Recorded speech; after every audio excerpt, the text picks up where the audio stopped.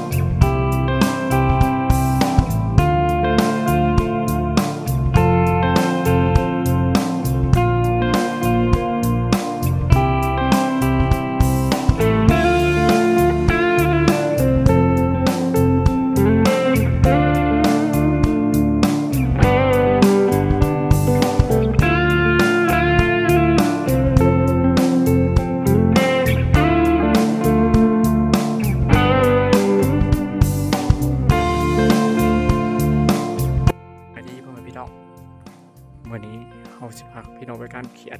ว่าอยู่หวยคือเก่าพี่น้องว่ามาหาอยู่หากิน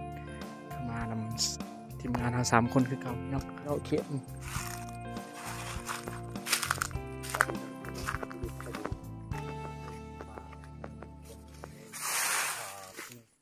มาเบิ่งอุ้ยเขียนหน่อยมันต้องได้เขียอะไรนี่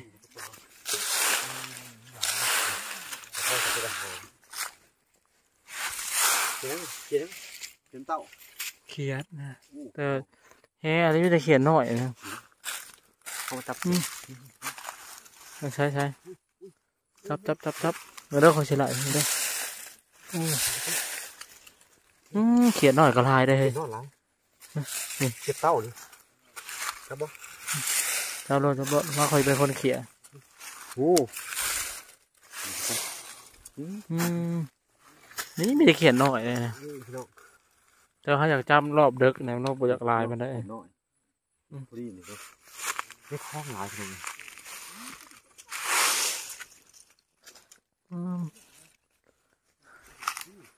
ถ้าได้เบิ้ง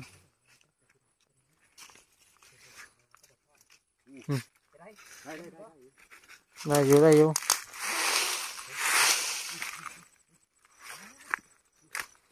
โอ้เขาอยากเห็นเขียนใหญ่ๆนะเอาแล้วไหมพี่ของคนละใส่ของรัดเลยไหมดิรัดเลยไหมคนถือผ้านะคนนะ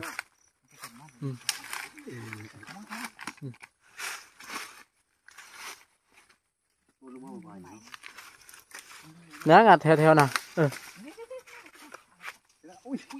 อุ้ยได้บ่แล้ว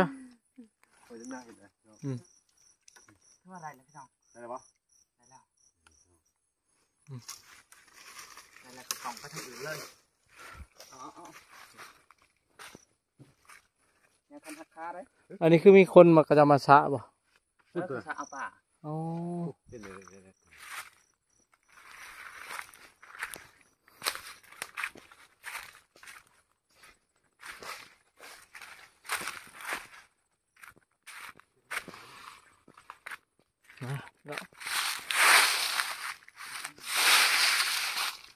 เขียดน้อยมันเขาออกมาเด็กนะมันจำบ่อยคอยเห็นเขียดน้อยลายนี่แต่ช่วงพวกคำนะเขียดน้อยสีลายกว่า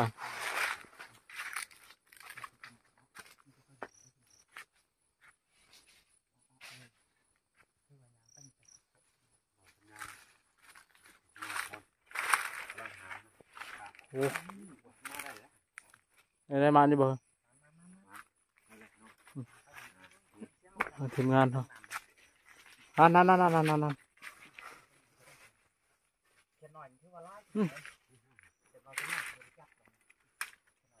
เอาฮึบเรียบร้อยนี่อะไรน้องเขียนน้อยในไลน์มันบ่ เอาไปเก็บตะหมอเนาะเอามาละโกไปเบิ่งดู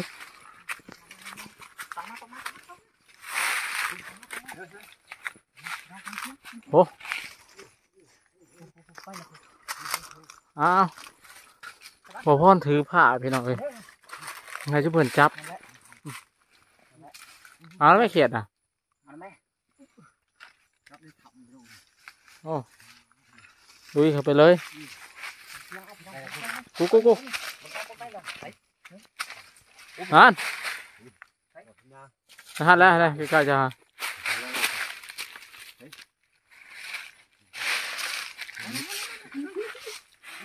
มันชนไม่ต้องแหงเลย เป็นยังครับบกวดขวาดใบตองเลย เข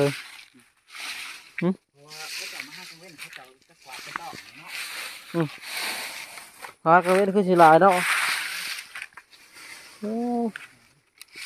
นี่พี่น้องเขียนหน่อย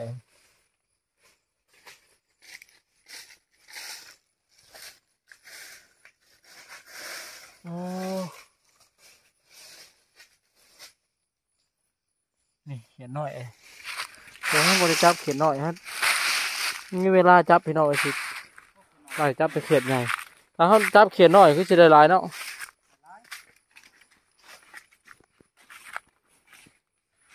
จึงได้โซ่ดึกๆจังหน่อยมาจับเขียนหน่อยดูมัน จับใส่กระตุกเด้ จับใส่กระตุกฮะ โอ้ยเห็นหน่อยมันจับมือเดียวแล้วมันที่ถึงผมนี่มันจะใส่ปาก มันก็แฮ่เพราะว่านั่นเต้นดง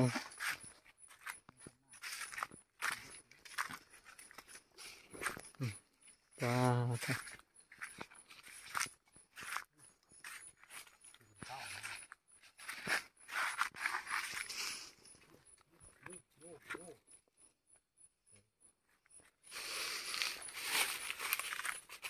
ใช่ได้กับหนูจับจับเบิ่งพี่น้องมาเบิ่งแอ่งน้ำนี่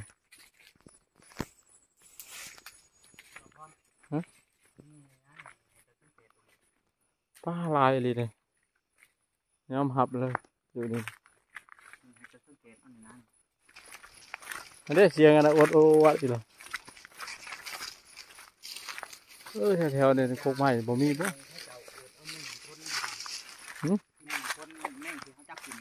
เอามันจะอยู่ในนี่บ่ แมนมันอยู่แบบเป็นหั่งเลย มันจะเป็นทางเลยบ่เนี่ย แมนเขาเจ้าอูดเขาเจ้าดังไพ่นี่แหละมันสิตกลงมาเลย เอาอันนี้คือว่าเขาจะอูดแต่เฮิงแล้วบ่ แมนได้เป็นคลองผู้ใด เป็นของ แมน มัน พอ เขาไปนอนในนี่นี่ มันคือไปนอนทัน อ้าว เขาไปเขามาเขาจะเห็นขี่มันหล่น เลยแสดงว่าเขาจะเอาหมดแล้วมันบ่ แมนคว้างอะไรพี่น้อง มันรวมตัวกันหมดเดียวนี่เนาะ แมน เป็นห แม่งที่ห้องที่นี่ได้เสียงมันพี่น้องฮะ อืม อันนี้แม่งที่บางขญาจับกินได้ ครับดูแม่นี่ แสดงว่าแม่อันนี้มันอาศัยนอนอยู่ในโกนนี่บ่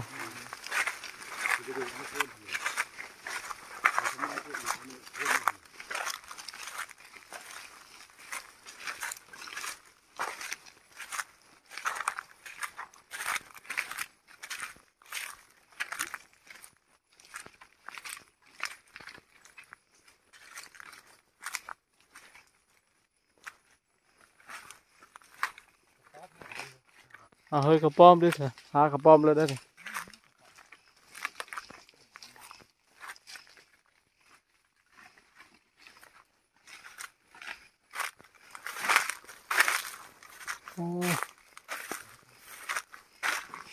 ตามล่าแมงน้ำผลเอาทางยาก้านเขียดเลยเอาสิเปลี่ยนไปบ่อนใหม่บ่เอาก้านเขียดเนี่ย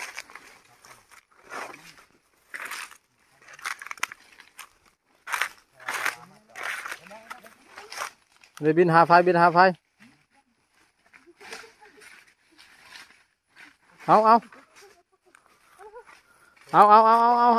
เลยเอาอยู่ไซบ้านนี่เอาไปบินไกลแท้นะผมว่ารีบริ้วเลยผม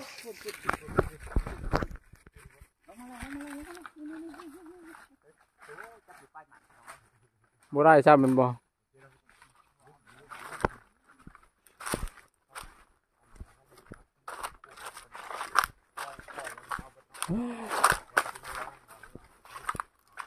หาทุกอย่างบ่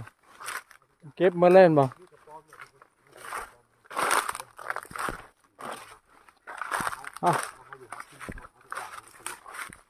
เงี้ยไปดูกับปอมฮะ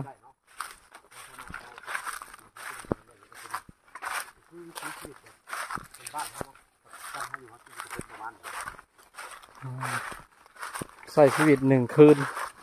ในป่าหาอยู่หากินกลางคืน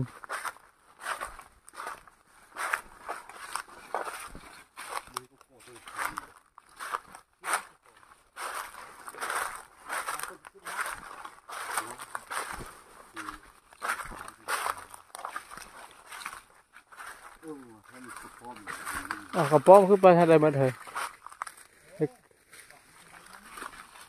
หรือว่ามันอยู่แถวเทิงไปผมบอกมันใช้เป็นแปลนเขาเนาะ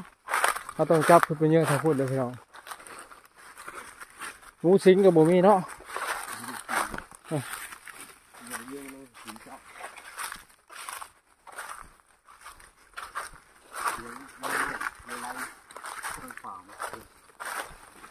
เสียงแม่อันเก่าครับที่แม่อันที่แม่นพลอันเก่าสิแบบเก่าอดอยู่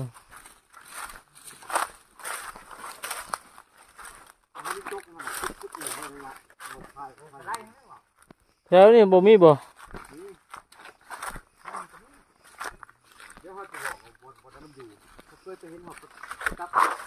เขาว่ามันมีขวยบ่อื่นไง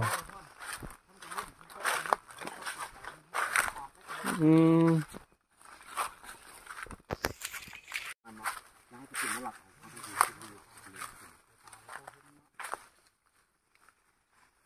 ราจะให้ไปหาไฟป่าสักพอเราสิลงไปหวยพอเฮาขึ้นมาจากพี่น้องเขาสิไปหวยด้วยนะเดี๋ยวเราบุไปเลยมันบอกใส่เกมบุไปเลย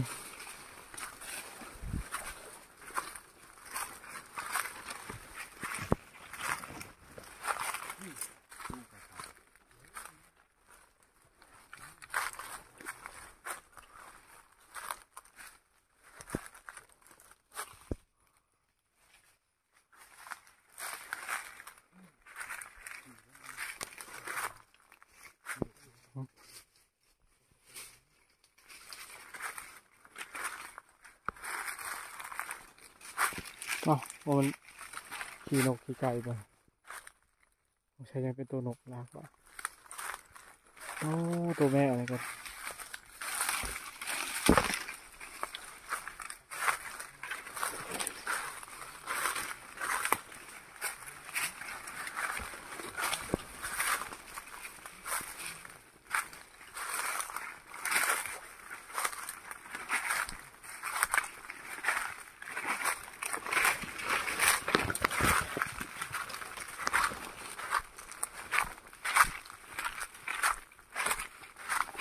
โอ้พ่อมาให้ข่าวดิ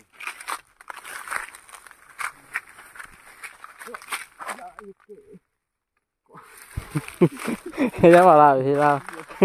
ย่างข้าวน้ำมาเนี้ยเอาโอ้คุ้มน้ำโอ้ยน้ำพี่น้องออกมาได้บานเลยเซ็ตเลยคือเป็นนั่นน่ะว่าเราวิธีเล่าโอ้เข้าน้ำเลยน้ำเลยสบายเลยพี่น้องดูน้ำไปน้องน้ำยังไงเนี่ยน้ำยังไงคมพี่ลึกเลยสุดยอดเลยน้ำคือว่าตึงเนาะตึงสุดๆโอ้กุดขาจนเลิกเว้ยโอ้ไปต่ออะไรห้องงงอะไรนี่คลองนี่ไปลงรุมผมนี่ก็ไปถือไปให้รถได้จังหมอเขากันอย่างแม่ลูกไหวหวยตัวเก่าเขาแล้วนั่นคงก็ได้เลยถูกใต้ถูกแล้วไปกลางคืนแล้ววะพี่น้องย่านอย่างเดียวคือลงทางพอเขาอยู่ในป่าใหญ่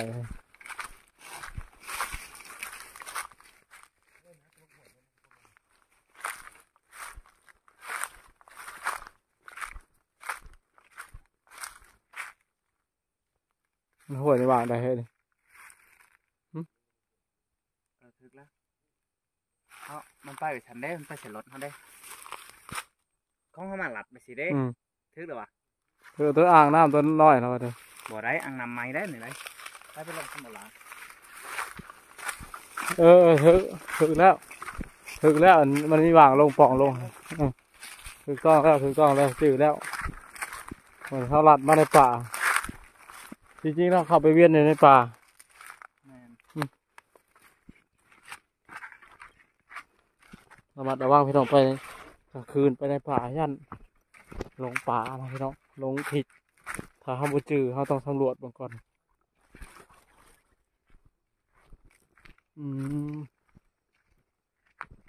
ตัวแอ่งน้ำตัวนี้ปะ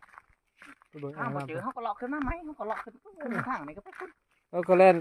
ด่างชื่อหน้าไปแล้วโลละมันก็ เอาพันไว้ดูบ่พร อืม นี่พันไว้กบอันนี้ก็ได้ เดี๋ยวจะพันไว้ กั้นไว้กันดีกว่าแก่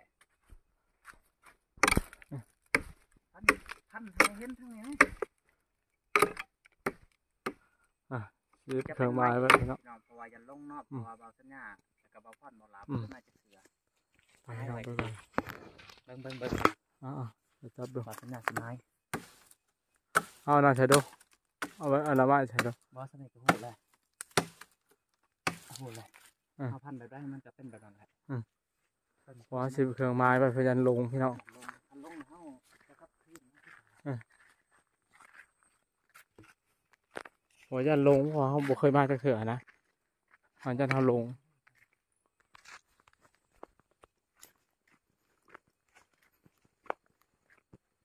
โอ้จุดนี้มันเป็นอยู่ขาเบื้องนั้นแล้วสิตัวนี้ก็เป็นแอ่งน้ำเลยเนาะตัวได้น้ำใสๆฮะ ฮะ เดี๋ยวเห็นมันตะเกียบแม่นั่นแหละน่ะ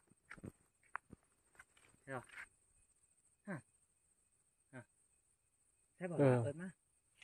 ป้าลุยจับตัวนี้ ตัว นะ ไส้พี่น้องอาบยังไงต้นนี้เนาะนี่พี่น้อง ไส้ลีน้ คักน้ำเลย ำแม่นเบิ่งกระปูข่ายด้วยเฮ้ยปูข่ายพี่น้องมันจะอยู่แบบนี้เนาะ มันออกมาในหินนี่บ่ มันก็จะไส้กระดุยดอกไส้ดีแบบนี้ บ่ละ ครับพี่เด้อ ไม่ยัง เอาพันไล่มาทางนั้นไล่มามาทางนี้เป็นคนหลัง นี่ถือผ้าแล้วก็ท่านคุบเขาบ่ได้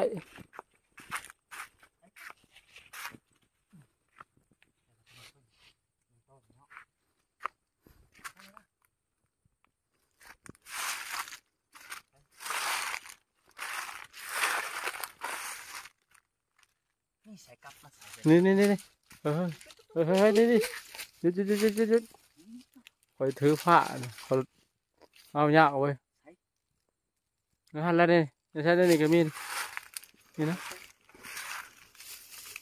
นี่ต้องนี่ก็ต้องนี่ด้วย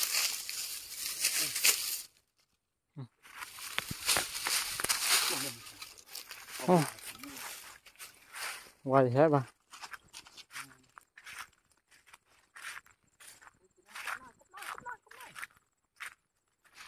หน่อยก็เขียดว่า ไม่ใช่